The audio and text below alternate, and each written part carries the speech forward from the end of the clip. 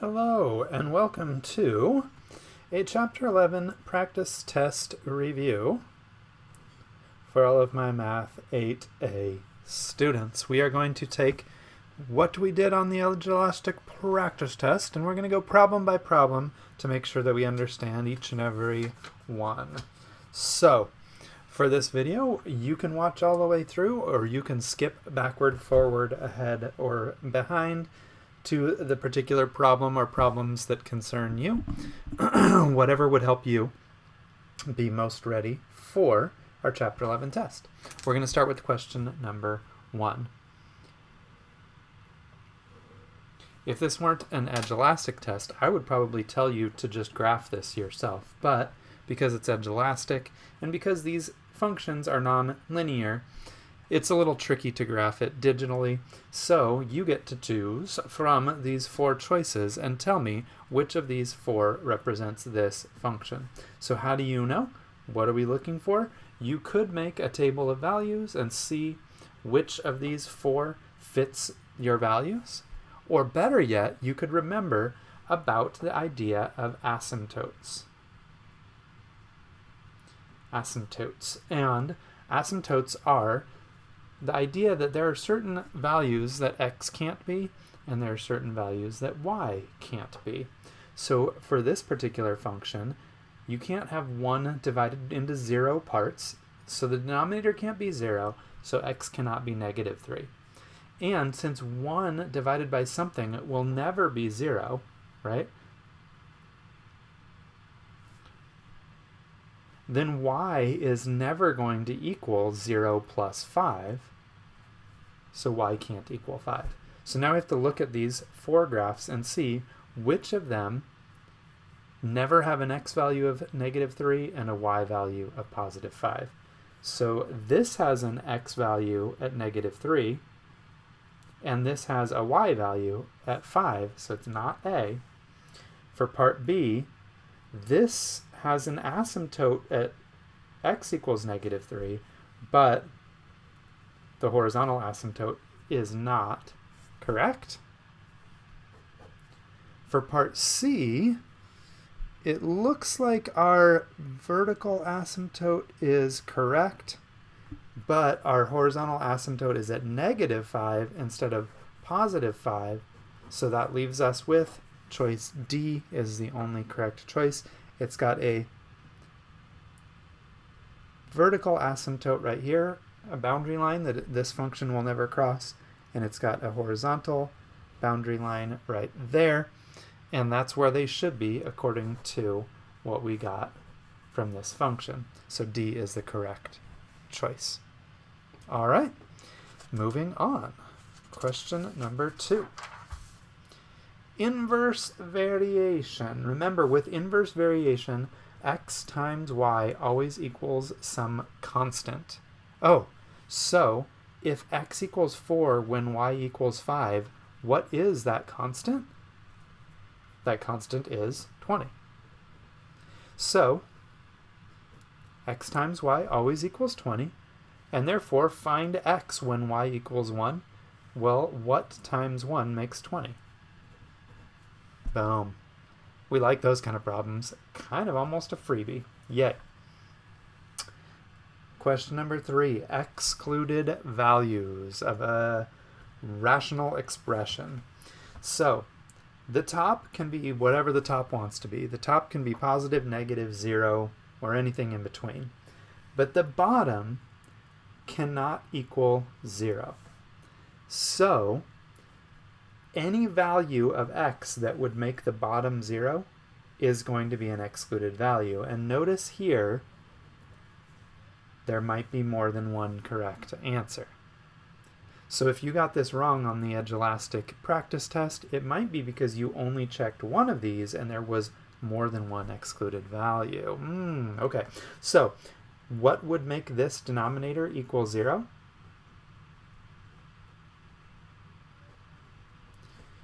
This denominator would equal 0 if x was to equal, let's see. Oops, that's a 4. X minus 3, x minus 4. So x cannot equal 3, because 3 minus 3 would be 0 times something. And x cannot equal 4 because, yeah, we get the idea there. So you needed to have selected this and this in order to get full credit for this problem. You're just basically looking for what would make the denominator 0, because you can't divide by 0, it's impossible. All right, that's question 3. Let's take a look at what is coming next. If I can separate these papers. There we go. Questions 4, 5, and 6. We will start with number 4. All right, simplify.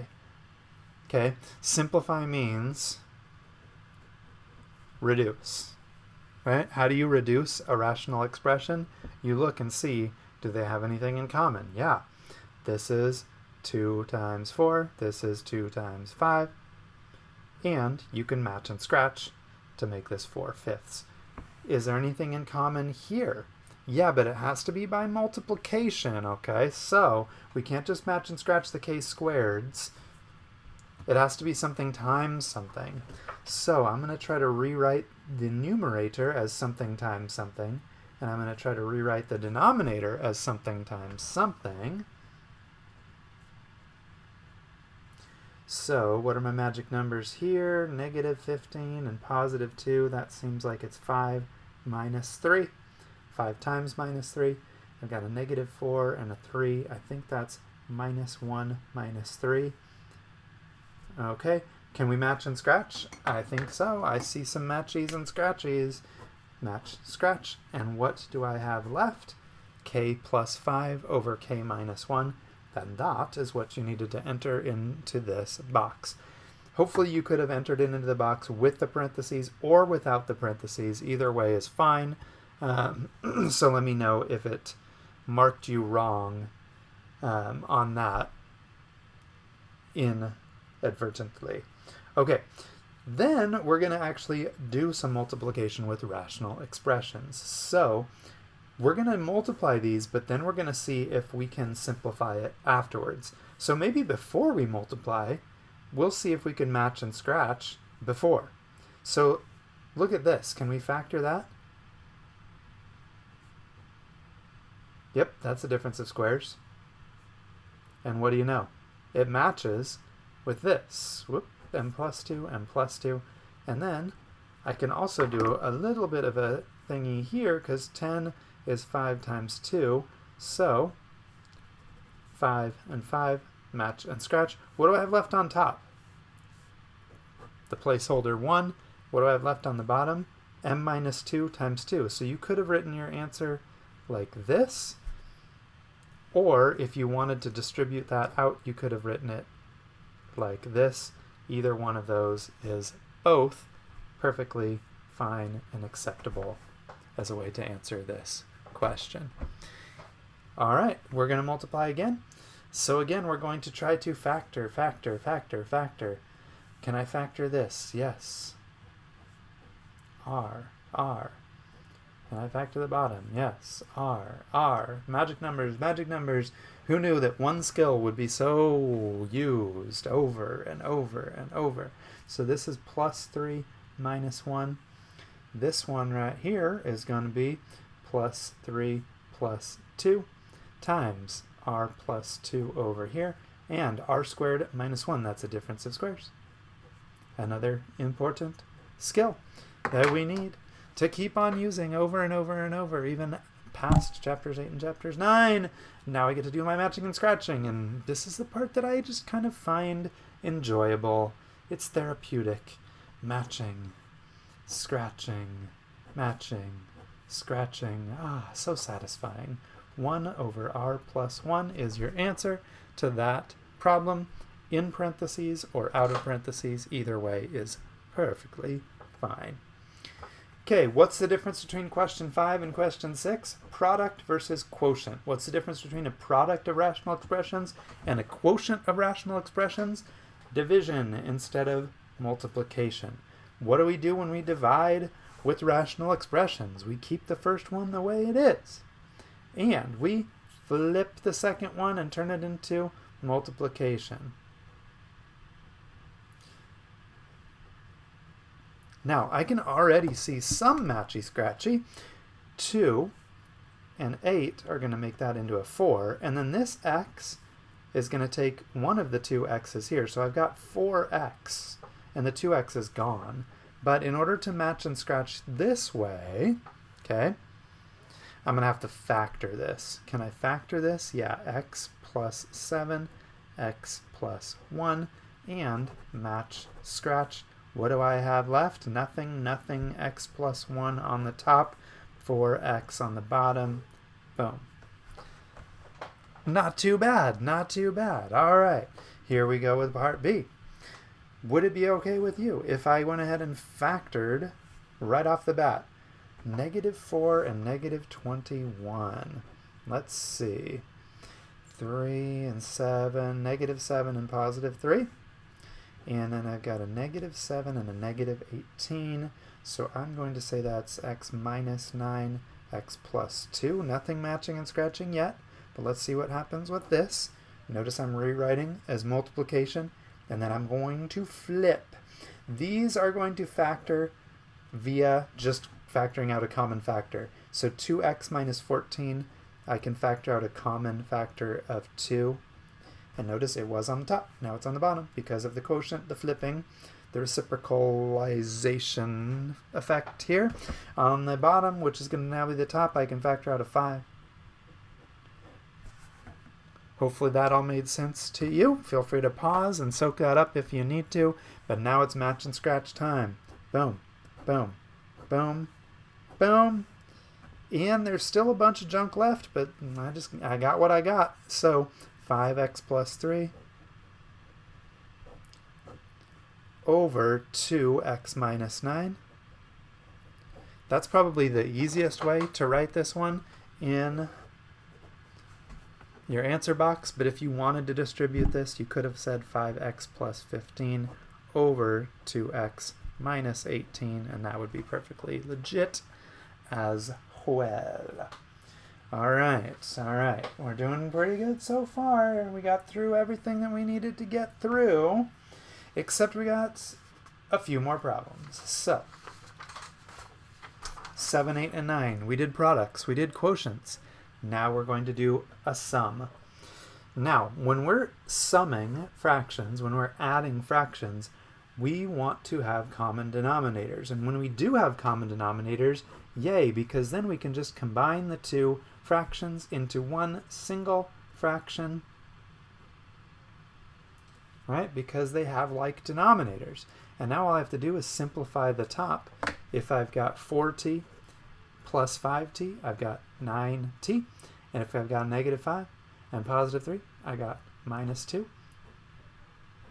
T plus 6 stays T plus 6 on the bottom, and I am done, and that's it. So having the common denominator to start off with is a huge blessing. We like that a lot. The only warning is make sure you simplify this if you can. But on this one, there's nothing that factors and matches and scratches, so you're good to go. But you could imagine that, you know, if this was a plus 54 right here, maybe you could have. So just be on the lookout for that when possible. Now, the real pain is when you have two denominators that don't match, two unlike denominators. So on these problems, what we really need to do is try to make a common denominator. Whoa, focus, bring it back to me, please. Oh, my Elmo has been drinking. Okay, we're back. Good. So I'm going to try to rewrite this. I'm going to factor this just for the heck of it. I don't know if I'm supposed to, but I just feel like it. On the bottom, I've got this, but I'm going to factor that. So I'm going to say that's -2 plus -2 and -2 times -2. Ooh, oh, look. Normally, top secret information here. Normally, I would take the second fraction and I would try to make it match the bottom fraction denominator, which would mean I would have to do this. Okay, but on this problem you don't have to, because this matches and scratches, so you already have a common denominator here. Wasn't that special? Okay, 3 plus 1 is 4 over v minus 2, and that's it. That's your answer. So that happened to work out nice, although that's not always going to be the case. We'll get to see on number 8 what you can do to make common denominators if you need to make common denominators. But we'll start with an easy difference that already has a common denominator, so it's going to be just a bunch of stuff over 4x minus 7, and the bunch of stuff is going to be 14 minus 8x. And I don't believe I can factor and match. Wait a second.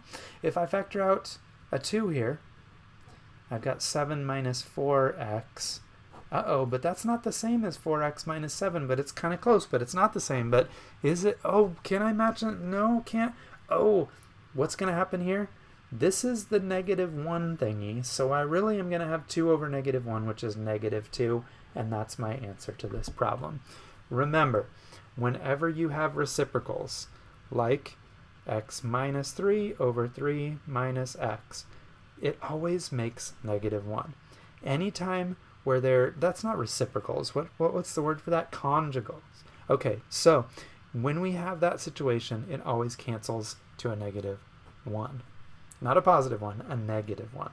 And that's why the 2 is left over, but it's a -2 because of those canceling and leaving the negative behind. Okay, number B. I'm going to have to factor both of these. So I'm going to factor out a 6 here, and I'm going to factor out an x here. So I have something in common, but not everything in common. So how am I going to make these match? Well, this one needs a 6, and this one needs an x. Now they match, but in order to do that, I've got to multiply that top by the x that I multiplied the bottom by, and I've got to multiply this top by the 6 that I multiplied that bottom by. And so what that's going to give me is -16x, and be careful here, minus -6, which is plus 6, all over 6xx minus 5. Okay. And then just check and make sure, can we simplify this? Well, I can factor out a 2 here. Yeah?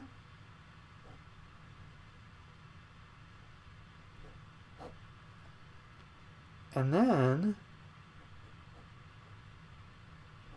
that 2 and that 6 can reduce and simplify to a 1 and a 3.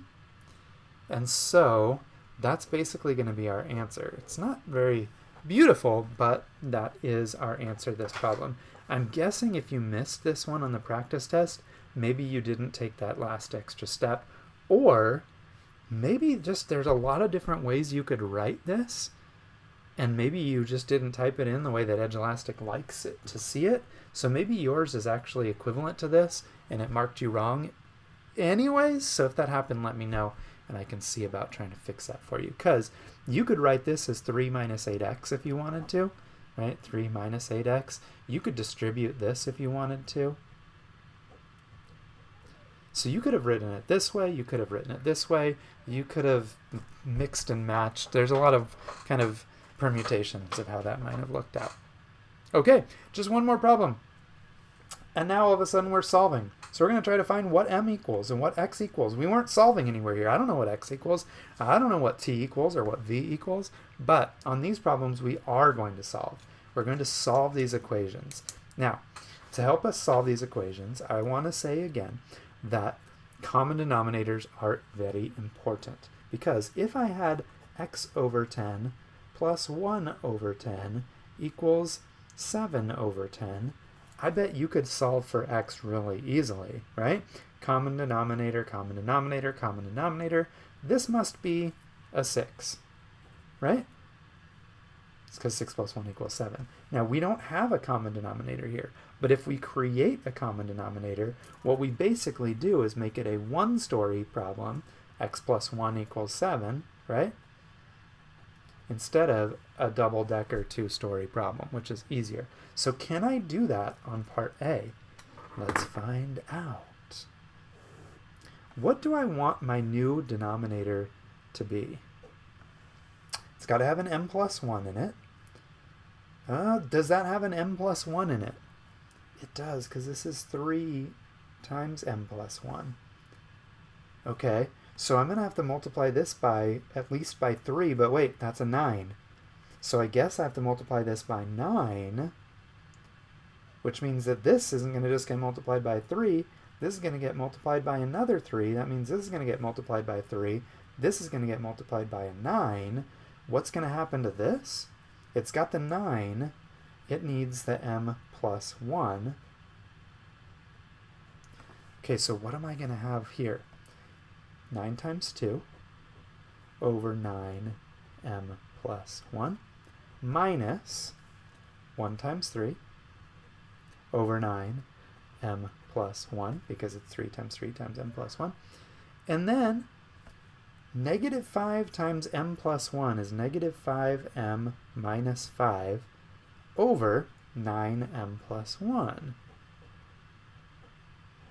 And like I said before, at this point, you can get rid of all this and just say this equation is 18 minus 3 equals negative 5m minus 5.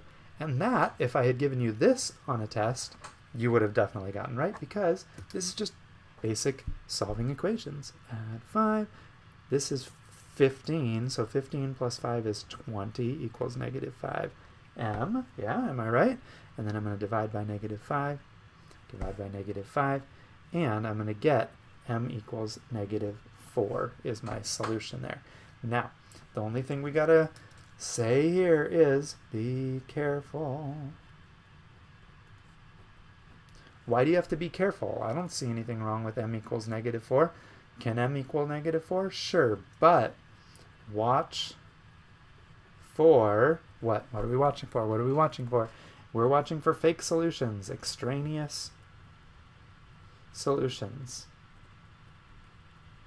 How do you know if this is an extraneous solution or not? Look back at the original equation. Would m being negative 4 cause any problems here? No, that denominator wouldn't be 0, that denominator wouldn't be 0, that denominator wouldn't be 0, so this is fine. That's your solution. We can move on. But if we had gotten m equals negative 1, that ain't no solution. That's an extraneous solution. If we had got, same thing here, m equals negative 1 would have made that an extraneous solution. So just watch for that, because it could happen. It might happen. It's possible. All right. Last problem of the practice test. We have a common denominator. We just need a common denominator here, which means I've got to do this to the top if I did that to the bottom. And now I have common denominator, common denominator, common denominator, and I can rewrite the whole thing without any denominators, so I have x squared minus 9 equals negative 2 times x, negative 2 times negative 3. Oh boy, this is looking kind of quadratic. Yep. So I'm going to rewrite this as x squared. I'm going to add the 2x over here. I'm going to subtract the 6. That's negative 15 equals 0, because I like to have a 0 over there. Now I've got to do some quadratic magic, some magic numbers. Do they exist with negative 15? I think they might. I think this is x plus 3, x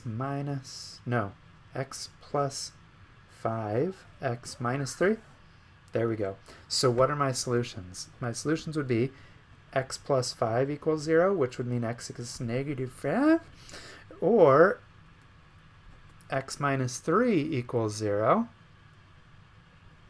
which means x would equal 3. Now, I'm going to be a little suspicious, because I'm going to guess one of these might be an extraneous solution. Can x equal negative 5? Yep, that's a solution. Can x equal 3? Nope, because 3 minus 3 is 0, and you can't have something divided by 0. So that's an extraneous solution. Don't put it in this box. This is the only solution that is an actual solution.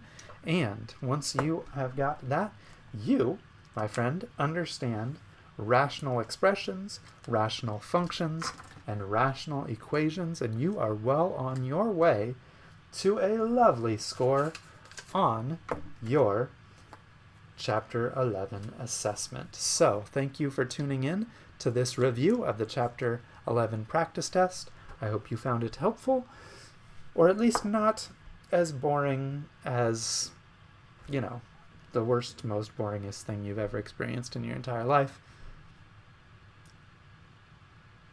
If you got any questions, let me know. Otherwise, I will see you later.